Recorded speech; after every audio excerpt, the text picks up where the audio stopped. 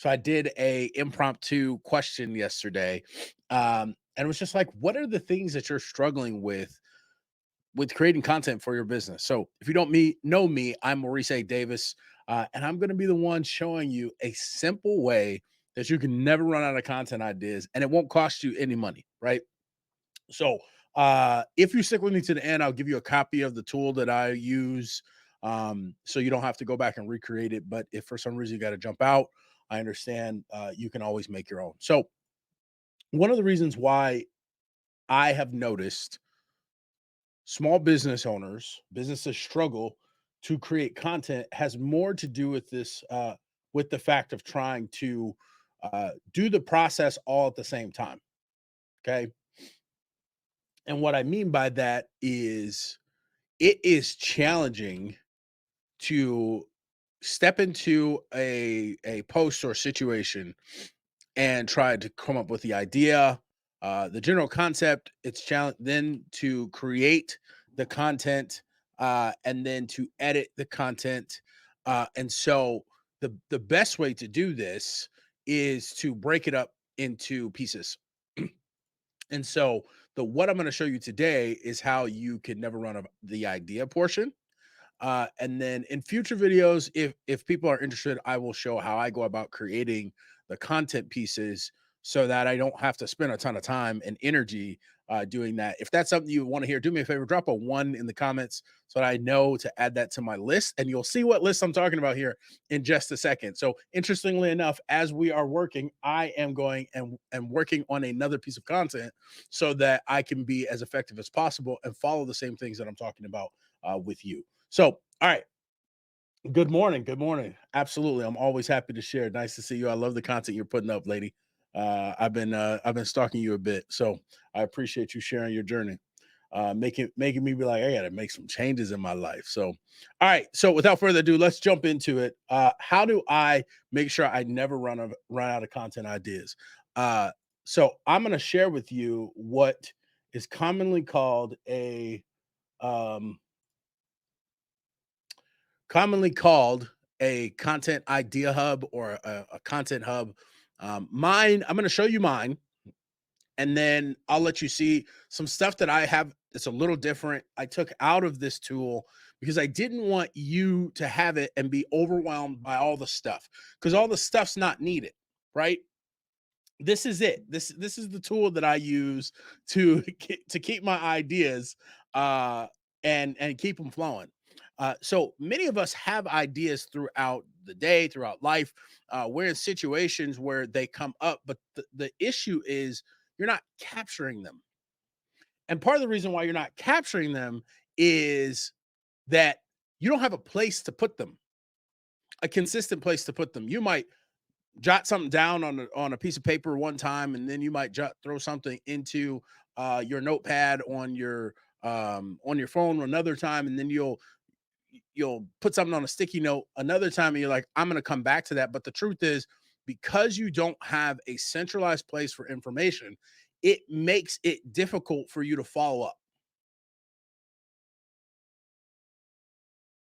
If you feel me on that, somebody say yes in the comments. If you feel me on that, somebody say yes. Like, how many of us got notebooks that we done bought and started, and we like, yeah, I'm gonna take notes on this, or I'm gonna do this, and then we end up losing it, sitting it to the side, and then starting another notebook, and then forgetting whatever notes that we had in that previous notebook. So if you've ever been there, do me a favor, let me know I'm not alone. Drop a yes in the comments.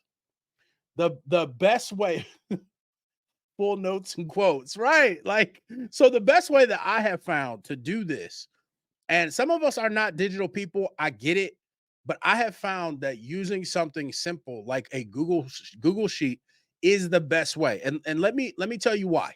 Let me tell you why before you're like, I like handwritten. I get it. Handwritten's great.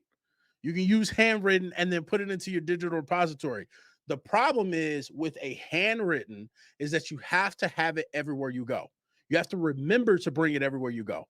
And the truth is, you don't have notes with you everywhere that you go. You just don't, right?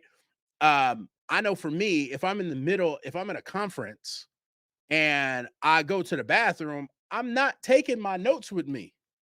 But I may at that moment I see something, think of something, and I'm like, oh, you know what? That would be a great idea for a piece of content that I can create later on. And something inevitably happens that you end up forgetting or misplacing the idea. And you're like, man, it was gold. It was gold. So think of this as the place where you can store your gold for success. All right. So this is the basic structure. Let me show you what it looks like when you start filling it out. Okay. So this is what mine looks like. Now you'll notice that none of these pieces have been created yet. Right. I have another list that stuff goes to when we're in the creating and production process. But these are just ideas that I have not used yet. Okay. So we got 56 ideas of stuff that I've not created. And I will tell you, I did not work hard for these ideas, not a single one. So when you are creating your content ideas, one of the best way to do it is to have your content repository, your idea repository, aka your idea bank. And there are some key sections that you need to fill out. So number 1 is the topic. What is it that you want to create about? Number 2 is your description. Give yourself some details. I have look, I've done this and I was like, I'm gonna remember this. And I threw down the topic idea. And then later I came back to it. I was like, what was I talking about? What was I talking about? Give yourself some details, some just description of what it is that you were thinking about, what it is that you were doing. And then the next one is some inspiration. Where did it come from? What was going on at that time? Again, you're trying to give yourself context. This tells you what you were thinking. This tells you where it was coming from. We're trying to give ourselves enough context that when we come back to the idea, we can say, "Oh yeah, I rem- I remember," or at least I can see what I was trying to say so that I can easily create it. So we'll look at this one, best microphones that sound great and get you noticed, right? So this one is easy for me. I'm like, oh yeah, I was thinking about a list of microphones that are not expensive, that give that give professional service businesses the sound quality that they want, but also this like extended look, right? So this microphone specifically is a little bit longer, so people notice it in the video. So that's what I was thinking about when I wrote this. And then I was on a call, and when I get on calls, people always talk comment on my mic. Now, there's a couple of reasons why people comment on this mic, but that's another reason. That's another conversation for another day. But the point is like professionals can have a similar quality for a fourth of the price that I spent. And one of the pieces of content that I plan to make is a walkthrough of a few different microphones that professionals can have that are lower in cost, similar in quality level, that they can buy right away and start reaping the benefits of having an excellent microphone, right? This is not a difficult piece of content for me to make. I already know what microphones I would recommend because they're the ones that I've used, right? So I can easily, a matter of fact, I've already made a similar piece. So really what this is like me going back and talking specifically about some microphones that I would recommend. The last bucket here is, or the last two buckets are organization and idea status. If for some reason you have multiple pages, right? For me, I have a podcast program that I'm running. If you're interested in getting a podcast started, join me for the 30-day six-figure show launch, where we'll walk you through each step that small business owners need to do in order to launch a show that gets them a flood of customers. If that's something that you're interested in, drop a comment below and I'll follow up with you to see if the program makes sense for you. But I have a podcast program, and so I have content specifically for that, right? Like if we're talking like how do we launch a show, then I have content that's just getting into like this show stuff. But then I also have content that's in the general sense of like, what are we doing for content creation, right? They're both related, but they're not the same. And I want to know where they sit, because that helps me in the post-production piece when I'm doing things like using the pieces of content to create emails, to multiply my content, all that good stuff. And then the last bucket is the idea status. What am I doing with it? What am I doing with it? Am I going to, has it not been reviewed? Which I don't tend to use that column. Has it been rejected or accepted? For me right now, I'm trying to keep it pretty light, because I don't need a lot of stuff. But as your team grows, as you grow, you may change these idea statuses to be more complex. All right, let me show you how the one that I will make available to you works. So this one's blank. Um, there's a the, let me walk you through these pieces. Your content mission is like, what is it that your content hopes to achieve on a high level? So mine is to help professionals to empower service professionals to take control of their growth, right? That's my general content mission. And I would say across the different organizations that I have, that content mission stays the same. So you can update this. If that's not something that you want to create, go for it, delete it. That's up to you. I definitely recommend it. And I will do future videos kind of talking about what this is and what the value is. These fields right here, you'll see it says number 1, 2, and 3. If you want to update these, go into the data validation tab and you just type these in here, right? So I'll show you test. We'll call it test 1. Go back to content ideas.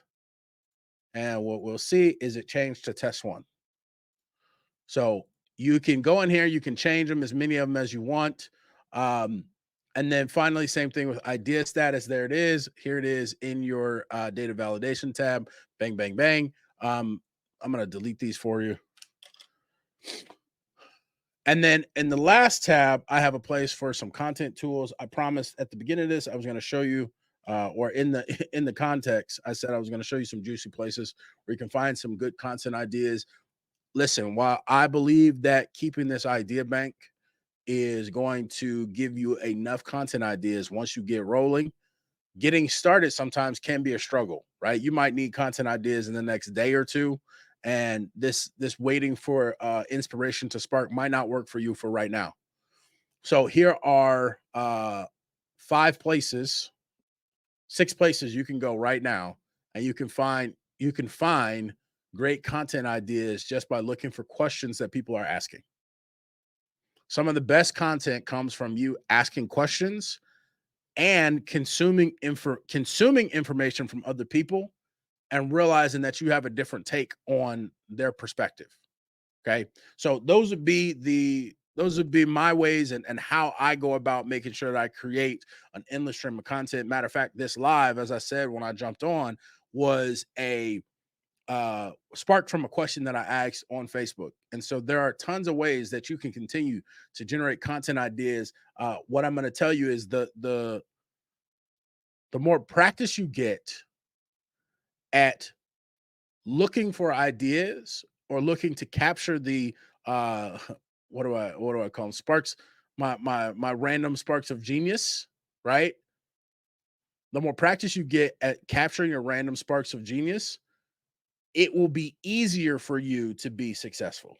So that's all I got for you. I appreciate you for jumping on. Outside of that, stay out here, one of y'all.